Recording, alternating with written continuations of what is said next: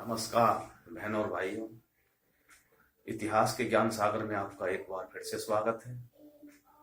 आज का विषय जो है, जो हमने कल छोड़ा था कि भारत की संस्कृति की जड़ें जो हैं वो क्या हैं, तो उसमें मैंने बताया था कि भारत की जो संस्कृति की जो जड़ें हैं वो वेद और उपनिषदों से निकली हैं। इसी से ही वैदिक संस्कृति बनी, इसी से ही वेद से वैदिक दर्शन बने। वैदिक दर्शनों का विस्तार हुआ तो उपनिषद के बाद में वेदांत आए। वेदांत जो है वेद का सबसे अंतिम जो है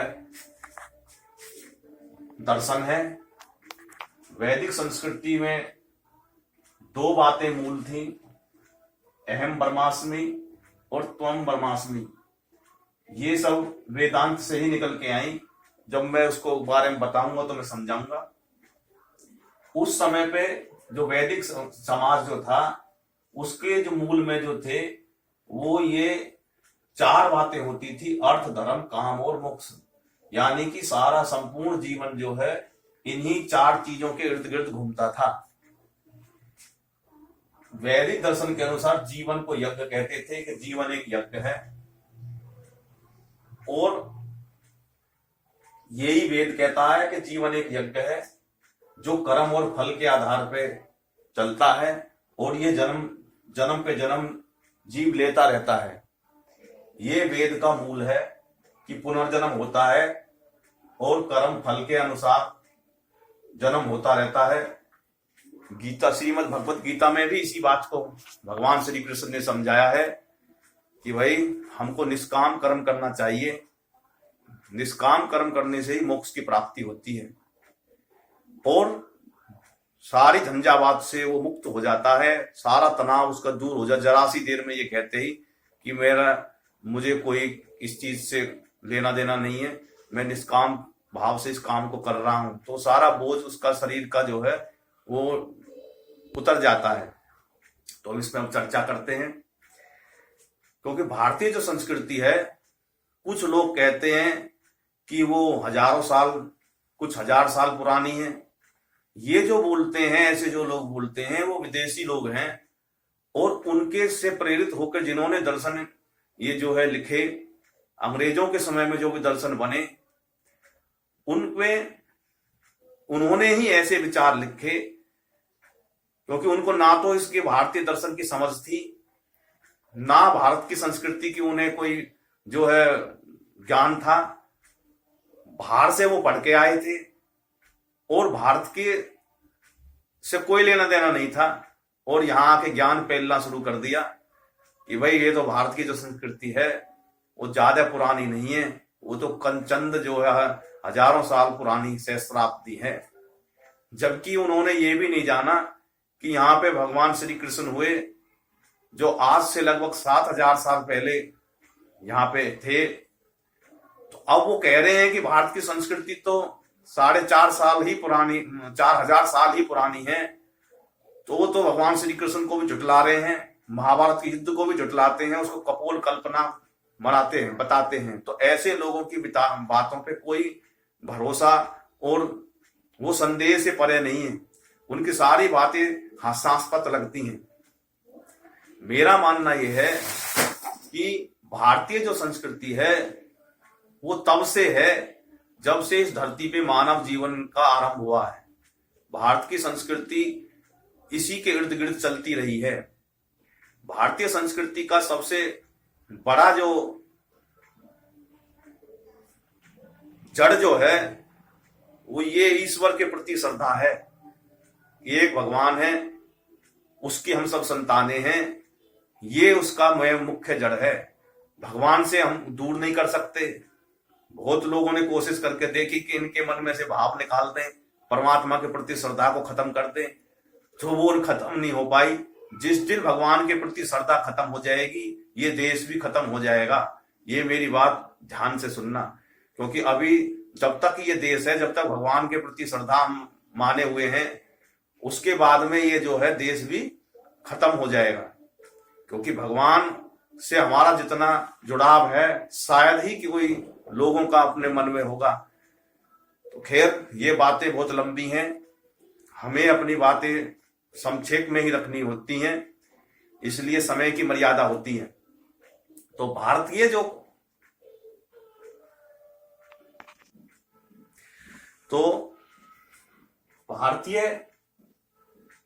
जो संस्कृति के का जो विस्तार है, जो शाखा जो बनी, वो इन्हीं 4 अर्थ, धर्म, काम और मोक्ष के अंतर्गत ही आगे बढ़ती रही।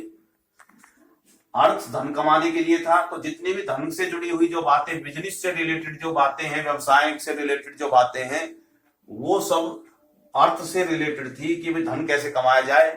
धन कमाने के लिए सबसे पहले जरूरत थी ज्ञान, जो है ज्ञान की जरूरत थी। ज्ञान के लिए शिक्षा की जरूरत होती थी, और शिक्षा के लिए गुरुकुलों की जरूरत होती थी। तो गुरु शिष्य परंपरा यहां से शुरू हुई। दूसरा धर्म, धर्म का मतलब यहां पे माला भजने से नहीं है, दाढ़ी बढ़ाने से, उससे नहीं है, मंदिर में लोटा ढालने से नहीं है। धर्म का मतलब यहां पे कर्म कांडों से नहीं था। धर्म का मतलब होता था सत्य, और सत्य क्या है? अपने कर्तव्य का पालन करो, अपने कर्तव्यों का पालन करना, और जैसे हम न्याय चाहते हैं ऐसी सबको भी न्याय मिले, इसी को ही धर्म कहा गया। और धर्म के को उसकी शिक्षा देने के लिए अनेकों जो है दर्शन बनाए गए, आगे उनको कोडिफाइड भी किया गया, जो समय समय पर उनको दर्शन देते रहे और ज्ञान उनके वो देते रहे। और शिक्षा में धर्म को इसलिए ही जोड़ा गया। उसके बाद में धर्म बहुत ही बड़ा विस्तृत विषय है, इस पे मैं किसी दिन अलग से वीडियो बनाऊंगा। उसके बाद में है काम, यानी कि जब उसने धर्म का ज्ञान हो गया, ज्ञान उसे प्राप्त हो गया, तो उसके बाद में काम, काम का मतलब होता है कि हमारी जो इच्छाएं जागृत होती है हम कैसे पूर्ति करें। और एक समय ऐसा आता है, यानी कि तो दूसरी शाखाएं कहां से बढ़ी, जो काम को पूर्ति के लिए थी। काम में क्या क्या चीजें आती हैं? किसी को जो है खेल का मन कर रहा है, किसी को शादी करने का मन कर रहा है, किसी को नाच कूद का मन कर रहा है, किसी को अच्छे अच्छे भोजन खाने का मन कर रहा है। तो ये सब शाखाएं, ये आगे विस्तार होती गई संस्कृतियों का, कि भाई वो नृत्य कलाओं के प्रवीण हो गए, कोई मार्शल आर्ट है, कोई योद्धा बनने का उसकी इच्छा है कि मैं सम्राट बनूंगा, तो सम्राट बनने के लिए उसने योद्धाओं की फौज खड़ी करनी शुरू कर दी। और जिसने कहा कि मैं तो ज्ञान दूंगा, उसके मन में इच्छा जागृत हुई, तो उसने गुरुकुलों का निर्माण कर दिया। तो ये भारत की संस्कृति का जो मतलब विस्तार की जो मुख्य जो वो थी, विषय वस्तु थी, यही 4 चीजें थी। उसके बाद में आया मोक्ष। जब इन चीजों से उसका मन ऊब गया, यानी कि यार ये तो बहुत बेकार चीज है, हमारा मन भटकता रहता है, अब हम कहाँ जाएं, जो मन की जरा सी देर में मन दूसरी चीज की इच्छा करने लगता है।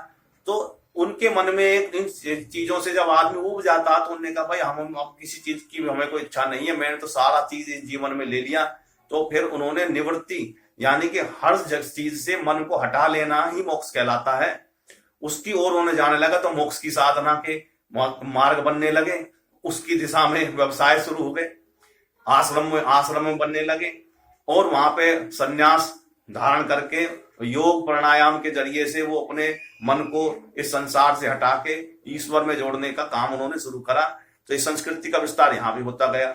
अब जिन जिन बातों को मैंने बताया है उनके ऊपर शास्त्र बनने शुरू हो गए।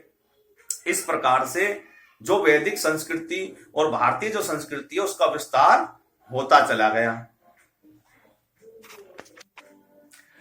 तो आगे वैदिक समाज, इन दोनों की छत्र छाया में वैदिक समाज का निर्माण हुआ। और वैदिक समाज में 2 वंश चलते हैं, चंद्र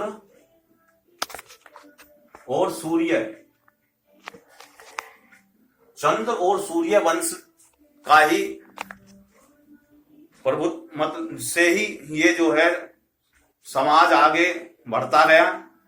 और चंद्र वंशों में, सूर्य वंशों तो इच्छावाकु से शुरू होता है और वहां से आगे वंश बढ़ता रहता है, मनु से आगे वो चलता रहा, और उसी में ही भगवान राम और उनके पुत्र आगे जो है का विस्तार होके आगे भारत का ये वंशावली बढ़ती गई।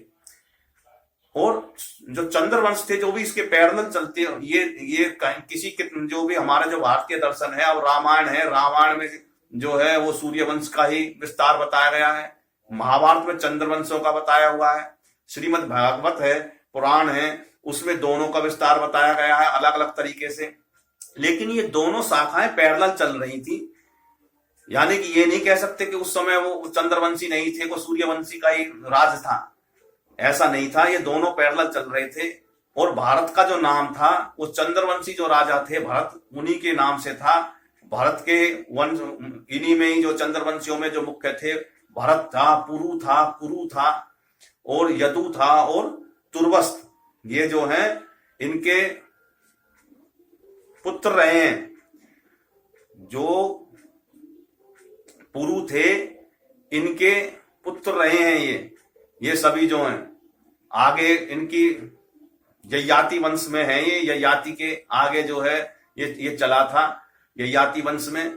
और ययाति की और ये कहानी बड़ी लंबी है, ये इसमें मैं घुसेड़ना नहीं चाहता, क्योंकि ययाति वंश में ही ये पुरु वगैरह ये हुए। इनके 5 पुत्र थे, ये जो है 4 पुत्र, इन्होंने से ही ये आगे ये वंश बढ़ता रहा। और यदु में से आगे जो है यदु वंश चला।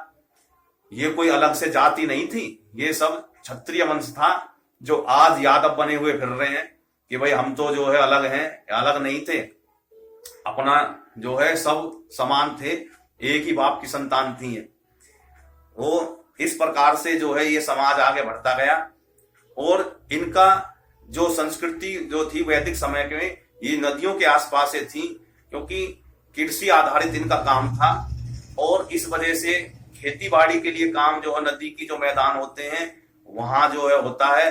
और उनके जो हमारे जो ग्रंथ हैं उनके अनुसार जो मुख्य व्यवसाय जो थे वो थे किसान थे, बुनकर थे, शिल्पकार थे, कुम्हार थे, बढ़ईगिरी का काम था और चिकित्सक का काम था, चिकित्सा का काम था, नाच गाने के लिए नर्तकी थी, और जो है बाल बनाने के लिए उस समय पे नाइयों का काम था, और पूजा पद्धति के लिए पुजारी की व्यवस्था थी, पुरोहित वगैरह की। तो इस प्रकार से ये समाज आगे बढ़ता गया, इनको सबको काम मिलता चला गया। तो अर्थ, धर्म, काम और मोक्ष का ये पैरेलल जो संतुलन समाज में रहता था। इस प्रकार से वैदिक संस्कृति आगे बढ़ी। अब थोड़ा ये वैदिक दर्शन है, इसके बारे में भी बताऊं।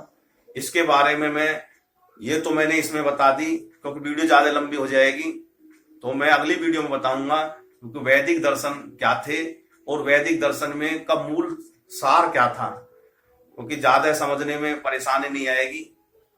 तो ये आरोग्य दाता जो थे उनको आज के जो समय के जो डॉक्टर हैं इन्हीं को ही उस समय पे आरोग्य दाता बोलते थे, वैद्य बोलते थे, उनको चिकित्सक बोलते थे।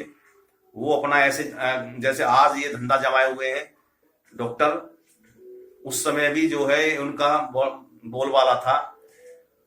इससे कहीं आज के डॉक्टरों से कहीं ज्यादा वो जो है जानकार थे। और उनके पिता ही कहें तो कोई अतिशोक्ति नहीं होगी, क्योंकि आजकल तो सारी कुछ जो है वो टेस्टों पे निर्भर है। वो नवज पकड़ते ही बता देते थे कि भाई इसका क्या बीमारी है। वीडियो को ज्यादा लंबा ना करते हुए वीडियो को यहीं समाप्त करते हैं। और बोलो भारत माता की जय। जय हिंद, जय भारत।